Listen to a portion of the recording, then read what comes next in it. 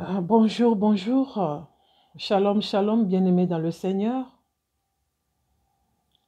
Je bénis Dieu ce matin. Je bénis notre Seigneur.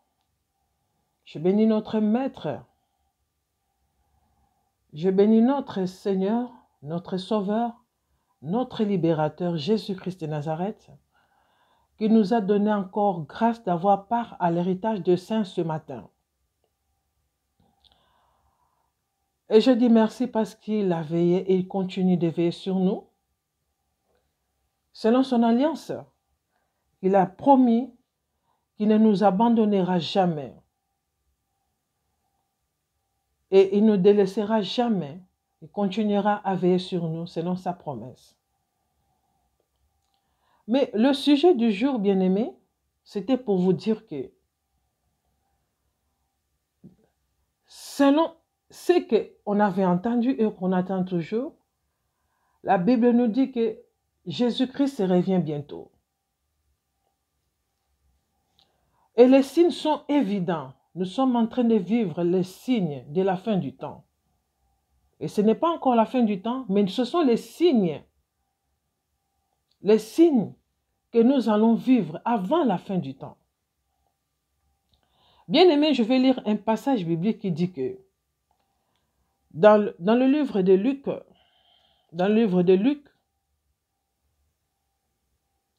Luc 12, non, Luc 17 plutôt, Luc 17, à partir du verset 26, il dit: « Ce qui arriva du temps de Noé arrivera de même au jour du Fils de l'homme. Les hommes mangeaient, buvaient, se mariaient et mariaient leurs enfants jusqu'au jour de Noé, jusqu'au jour où Noé entra dans l'arche. Le déluge vint et les fit tous périr. Ce qui arriva du temps de Lot arrivera pareillement. Les hommes mangeaient, buvaient, achetaient, vendaient, plantaient, bâtissaient. Mais le jour où Lot sortit de Sodome, une pluie de feu et de soufre tomba du ciel et les fit tous périr. Il en sera de même le jour où le Fils de l'homme paraîtra. » Bien-aimés, les signes sont évidents. Les signes que le Fils de l'homme reviendra sur cette terre des vivants, les signes sont évidents. La Bible déclare: toi qui lis cette parole, tu dois faire très attention. Toi qui lis la Bible, et ceux qui ne lisent pas, qui ne connaissent pas, mais ils voient seulement, les signes sont évidents. La Bible déclare dans le livre de Matthieu, Matthieu 24 dit que l'iniquité sera accrue. Quand je vais voir le... Il dit que l'iniquité sera accrue. Karabakashekeya baba. Oui, dans le livre de Matthieu 24, il dit que et parce que l'iniquité sera accrue, l'amour du plus grand nombre se refroidira. À cause de l'iniquité qui sera accrue, c'est pour cela que nous avons déjà vu et nous voyons encore beaucoup de ceux qui croyaient en Dieu, en Jésus-Christ, leur foi. Parce que la Bible déclare, il y a les appelés. Ceux qui n'ont pas été les appelés de Dieu, leur foi commence à se refroidir. Selon la parole de Dieu, l'iniquité sera accrue. L'amour du plus grand nombre se refroidira. Et nous voyons aujourd'hui l'amour du plus grand nombre se refroidisse. Parce que quoi, l'iniquité est en train de prendre de l'ampleur sur cette terre des vivants. L'iniquité prend de l'ampleur. Quand quelqu'un fait du mal à l'autre, il trouve c'est normal de faire du mal. Ils tuent sans pitié. Les sorciers disent que non. Ils continuent dans leur sorcellerie. Bien-aimés, nous devons faire très attention. Que ces jours ne viennent pas nous trouver dans un profond sommeil. C'est-à-dire le sommeil, cela ne veut pas dire que le sommeil, tu es en train de dormir. les sommets de l'ignorance, que Jésus-Christ revient bientôt. Il dit que nous verrons des tribulations. Nous verrons des tribulations. Une nation s'élèvera contre une nation. Je pense que j'ai déjà partagé ça la fois dernière dans ma page Facebook. Donc, ça ne sera pas encore la fin. Ça ne sera pas encore la fin. Mais c'est que Dieu veut que le cœur de l'homme revienne à l'Éternel. Que le cœur de l'homme revienne à lui. Parce que ce que nous vivons aujourd'hui sur la terre, la méchanceté, tout ça vient du cœur. Tout ça vient du cœur de l'homme. Le cœur de l'homme est trop méchant. Et quand il s'agit de faire du mal, il s'en fout de faire du mal. Il s'en fout de blesser, il s'en fout de tuer. Il s'en fout d'insulter, il s'en fout d'injurier. Comme ils l'ont fait sur la croix, à Jésus-Christ de Nazareth. Ils n'ont pas cru à Jésus-Christ, le Fils de Dieu, qui était venu sur la terre pour sauver l'humanité, délivrer l'humanité de la main, de l'emprise du diable. Ils ont préféré tuer le juste, Jésus-Christ de Nazareth. Mais c'était aussi dans le plan de Dieu, pour sauver l'humanité. C'était dans le plan de Dieu pour que Jésus-Christ meure et sauver l'humanité. Mais il y a encore des gens qui sont dans l'ignorance, qui ne croient pas en Jésus-Christ. C'est jusqu'aujourd'hui. Quand tu parles aux gens de Jésus-Christ, ils disent arrêtez-moi ça. Est-ce que vous l'avez vu? Et ils vous demandent encore, est-ce que vous avez vu ce Jésus que vous parlez? Parce qu'ils sont dans l'ignorance. Qu'il y a quelqu'un, il fallait que quelqu'un puisse mourir et sacrifier sa vie. Un homme de 33 ans qui a perdu sa vie pour sauver l'humanité. C'est selon le plan de Dieu. C'était selon le plan de Dieu. Ce n'était pas selon le plan de l'homme. C'est son sang qui a coulé. Sa vie qui a été crucifiée. C'est ça qui nous protège. C'est ça qui nous garde. C'est ça qui nous préserve. C'est sa vie, c'est son sang qui plaide pour nous, qui parle pour nous. C'est pour cela. La Bible déclare, nous qui lisons la parole de Dieu et qui entendons ce que dit la Bible, les prophéties de la Bible, nous devons faire très attention. Nous devons préparer nos cœurs à la rencontre du Seigneur.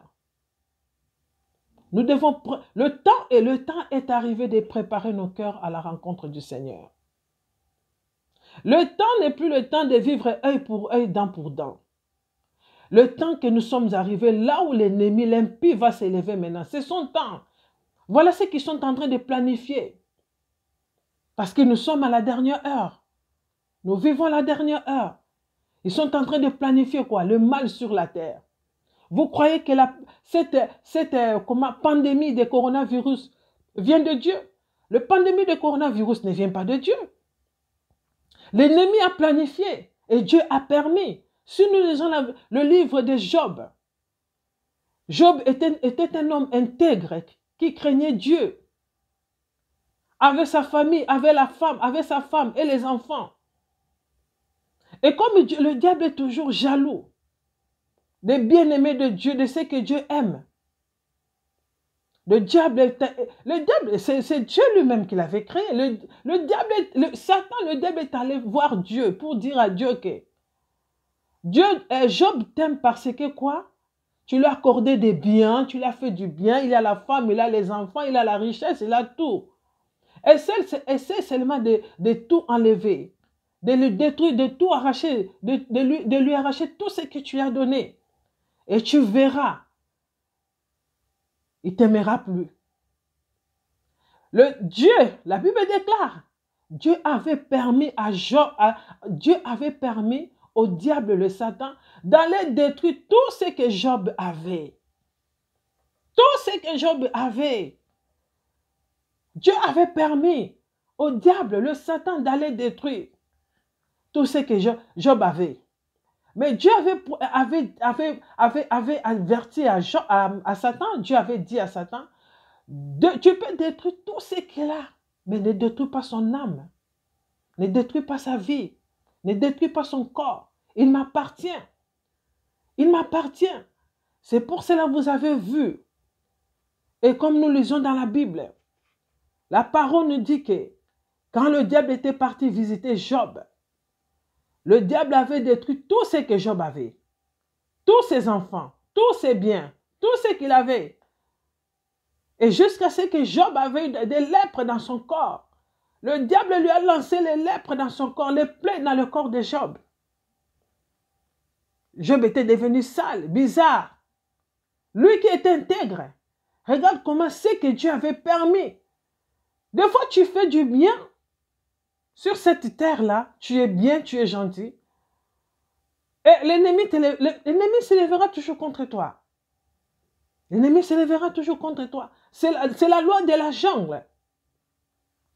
Jusqu'à ce que sa propre femme lui disait que maudit Dieu et meurt. Job a dit, je ne maudirai jamais l'Éternel. Parce que ma vie est entre ses mains. Ma vie est entre ses mains. Le Créateur, c'est lui le Créateur des cieux et la terre. Où irai-je? Où me cacherai-je que lui ne peut pas voir? Donc c'était pour vous dire que c'est Dieu lui-même qui avait permis. Le mal arrive dans la vie de Job. Et c'est Dieu lui-même qui était aussi venu les relever de là où il était. C'est pour vous dire que cette peste des coronavirus que vous voyez, c'est planifié par le diable. Ce n'est pas le plan de Dieu. Dieu a permis pour que le cœur de l'homme revienne à lui. Pour que le cœur de l'homme le cherche. Qu'il sache qu'il est Dieu, qu'il est le Créateur. L'homme a perdu. L'homme a perdu les voies que Dieu lui avait données. De le chercher, de le servir. De contempler la gloire, de le magnifier, de l'exalter. Mais le cœur de l'homme est tortueux, plein de méchanceté, plein de mal, aimant le mal que le bien. Haïssant le bien et aimant le mal. C'est que la Bible dit. C'est que la Bible dit dans le livre de Romains 12, verset 9, il dit que ayez le mal en horreur. Bien-aimés, vous devez avoir le mal en horreur. Vous devez avoir le mal en horreur. Quand tu fais le mal, si ton cœur ne te parle pas que j'ai offensé, donc c'est que tu es un orgueilleux. Si tu fais le mal, si ton cœur te dit que non, tu as offensé, non, il faut que je m'humilie, il faut que je demande pardon. Demande pardon, c'est simple. La Bible déclare le pardon, c'est une puissance qui libère. Le pardon, c'est une puissance qui libère. Ayez le mal en horreur. Ayez le mal en horreur. C'est la Bible, ce n'est pas moi. Bien-aimés, nous sommes au temps que nous devons chercher la face de l'Éternel. Que notre cœur soit disposé à chercher l'Éternel. En esprit et en vérité. En esprit et en vérité. La Bible déclare dans le livre de Proverbes 3, verset 7. Il dit que crains l'Éternel. Crains l'Éternel, détourne-toi du mal. Crains l'Éternel. À Lingala, on dit Banganzambe. Banganzambe, détourne-toi du mal. Ne vois pas que quand tu fais du mal, tu fais du bien devant l'Éternel. Non, non, non, non. Non, quand tu fais du mal, tu fais du mal. Tu dois reconnaître le mal que tu fais. Tu dois craindre l'Éternel. La Bible déclare, Dieu que tu n'as jamais vu, tu le crains et tu l'aimes. Et comment ne dois-tu pas craindre et aimer la personne que Dieu a mis devant ta face? Nous sommes arrivés au moment que chaque personne doit faire la rétrospective de sa vie, de sa manière de vivre. Il faut revoir, faire la rétrospective de ta vie. Quelle est ta collaboration, ta communion avec les uns les autres? Le mal que tu fais aux gens, tu dois te repentir. Bien aimé, le temps est dangereux. Le temps est dangereux. Regarde, le coronavirus a paniqué tout le monde. Le coronavirus a paniqué le monde entier. Même le président de la République Même tous les présidents de la République, les présidents dans le monde entier, les présidents partout dans le monde sont paniqués. Jusqu'à ce que le président Macron dit, notre président dit que nous sommes en guerre avec un ennemi invisible. Il dit que nous sommes en guerre avec un ennemi invisible. Un ennemi qu'on ne peut pas combattre physiquement. C'est pareillement avec nous les chrétiens. Et ceux qui ne sont pas encore chrétiens, qui les deviendront dans l'avenir, parce que la Bible dit qu'il y a encore d'autres personnes que Dieu n'a pas encore amenées dans sa bergerie. Même il y a des païens que nous voyons les plus païens là. Ils seront dans la bergerie de Dieu. Parce que ce n'est pas parce qu'ils n'ont pas accepté Jésus-Christ comme Seigneur et Sauveur. Ils sont des païens. Non, non, non, non. Ils sont aussi dans le camp de Dieu. Il dit qu'il y a des brebis que je n'ai pas encore amenées dans la bergerie, car ils m'appartiennent. Dieu sait quand est-ce qu'il les amènera dans sa bergerie. Même les païens que vous voyez, tous les grands païens là, ce sont des enfants de Dieu. Ce sont des créatures de Dieu. Dieu les aime. Mais il y a même des fois même que les païens là, quand ils commettent des erreurs, ils se repentent vite, ils reconnaissent leur comportement vis-à-vis des autres. Ils savent que non, là j'ai commis une erreur, je dois m'excuser. Et c'est difficile aux chrétiens. C'est pour cela que la Bible déclare, quand Dieu va commencer à juger le monde, il va commencer d'abord à l'église. Il va commencer d'abord à ceux qui prêchent la parole de Dieu. Il va commencer d'abord dans sa maison. La Bible déclare que le jugement commencera dans la maison de l'Éternel. C'est la Bible. Il dit que le jugement commencera d'abord dans la maison de l'Éternel. Donc, bien-aimé, il est temps que chacun puisse se repentir de ses mauvaises voies. Il dit que vous qui aimez l'Éternel, haïssez le mal. Vous qui aimez l'Éternel, haïssez le mal. Haïssez le mal. Haïssez le mal, vous qui aimez l'Éternel. Haïssez le mal. Vous devez avoir le fruit de l'esprit. Comme on dit dans Galates 5, verset 22. Comme on dit dans Galates, Galates 5, verset 22.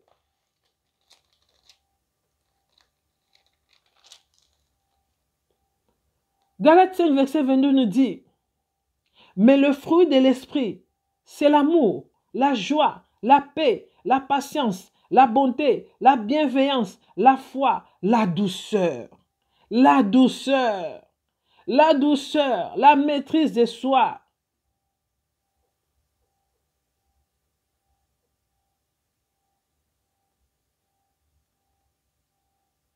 Bien-aimés dans le Seigneur, ça c'est la parole qui nous concerne tous. Qui nous concerne tous. Nous vivons maintenant la dernière heure. Nous vivons la dernière heure. Chacun doit se repentir. Chacun doit chercher la face de Dieu en esprit, en vérité. Chacun doit chercher la face de Dieu en esprit et en vérité. Que ce jour-là ne vienne pas comme un voleur dans ta vie. Il dit que, toujours dans le livre de Luc, il dit, en ce jour-là, que celui qui sera sur le toit et qui aura ses effets dans la maison ne descende pas pour les prendre, et que celui qui sera dans les champs ne retourne pas non plus en arrière. Souvenez-vous de la femme de Lot. Celui qui cherchera à sauver sa vie la perdra, et celui qui la perdra la retrouvera avec le Seigneur Jésus-Christ. Bien-aimés, il est temps que chaque personne,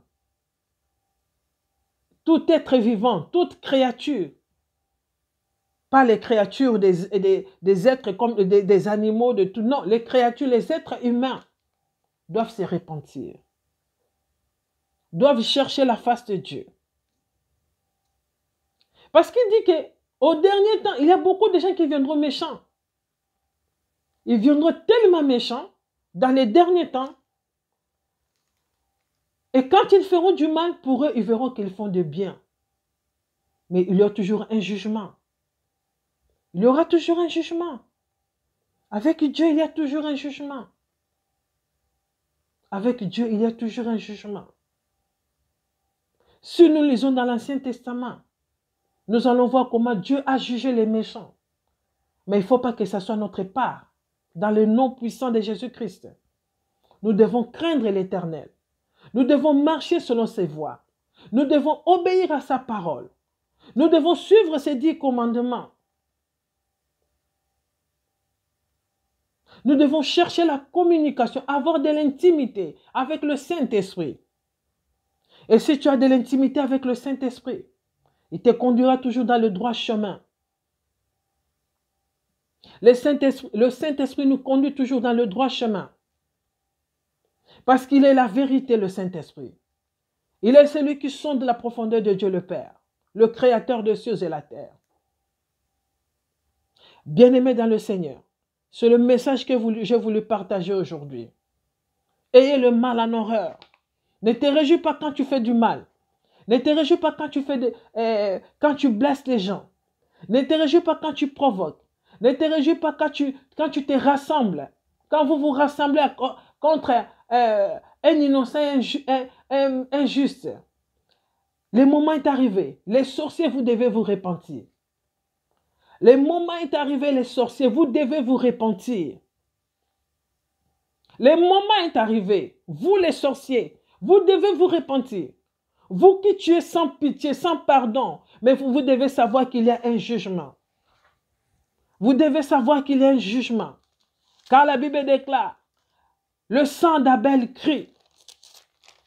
Le sang des innocents que vous avez fait couler crie jusqu'à présent.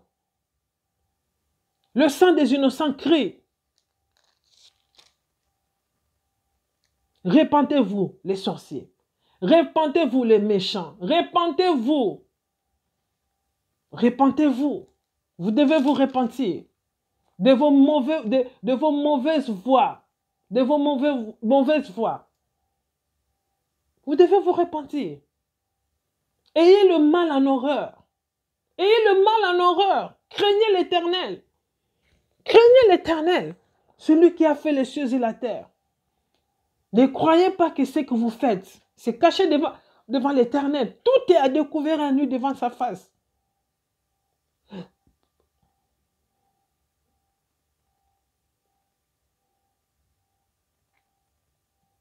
Alléluia.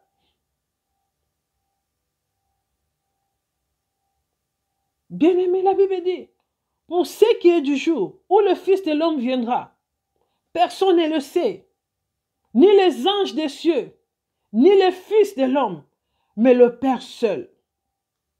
Mais le Père seul. Mais le Père seul.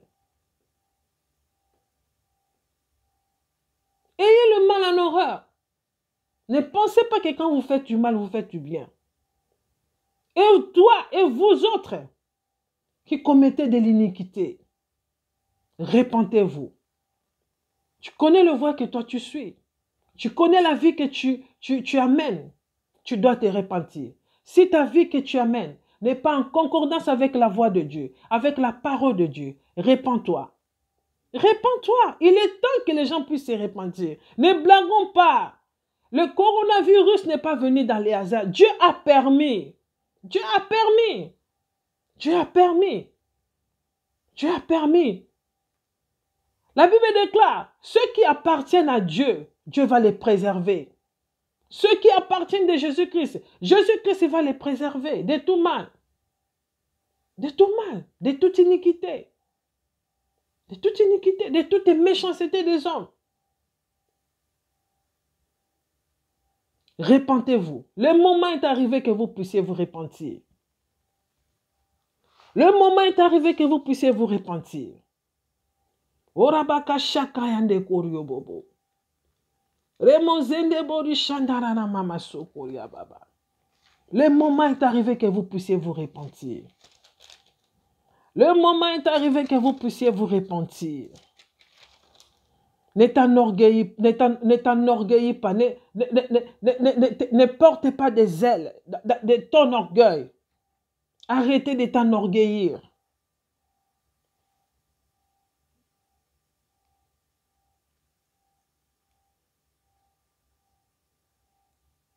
Ayez le mal en horreur.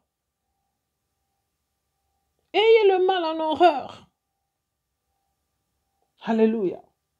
C'est la parole que je voulais partager aujourd'hui. Craignons Dieu. Craignons Dieu. Craignons Dieu. Je viendrai encore prochainement pour compléter ce que l'Éternel me mettra dans le cœur. Bye bye. Restez bénis et que cette parole puisse vous édifier, vous fortifier et vous encourager. Car Dieu n'abandonne pas et ne délaisse pas ceux qui cherchent sa face. Alléluia. Amen.